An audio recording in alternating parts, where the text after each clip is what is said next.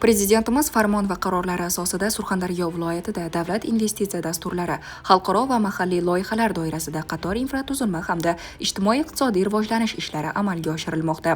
Surxondaryo viloyat hokimi Ulug'bek Qosimov mazkur vazifalar ijrosini Termiz va Angor tumanlarida o'rgandi.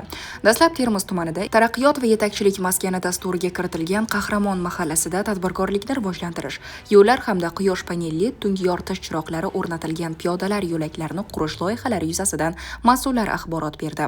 Qurilish ishlarini jadallashtirish, oxir toifadagi hudud sifatida belgilangan mahallalarda Yangi O'zbekiston qiyofasidagi mahalla konsepsiyasi asosida loyihalarni sifatli amalga oshirish bo'yicha tegishli vazifalar belgilab berildi.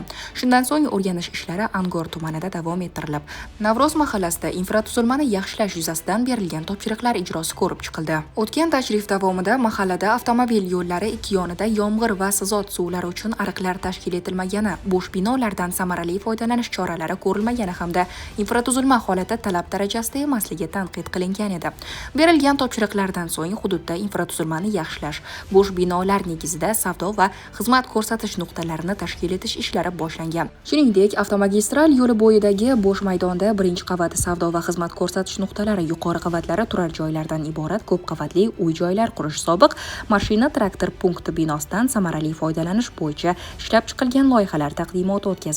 Mas'ullarga qisqa muddatlarda mahalladagi infratuzilma ishlarini sifatli yakunlash, shuningdek, taqdim etilgan loyihalarni berilgan tavsiyalar asosida takomillashtirilgan holda qurilish ishlarini boshlash yuzasidan topshiriqlar berildi. Bundan tashqari, master reja asosida Ilg'or va Bahor mahallalari markaziy qismini zamonaviy qiyofaga keltirish, tuman markazidagi O'zbegim ko'chasini tunu kun faoliyat yurituvchi turizm ko'chasiga aylantirish, markaz va Xo'jaqiya mahallalarida tadbirkorlik obyektlari qurish hamda infratuzilmani rivojlantirishga qaratilgan loyiha takliflar ham ko'rib chiqildi. Har bir loyiha yuzasidan tegishli ko'rsatma va tavsiyalar berilib, hududning mavjud imkoniyatlari hamda aholini qiynab kelayotgan muammolarni inobatga olgan holda ularni yanada takomillashtirish vazifalari belgilandi.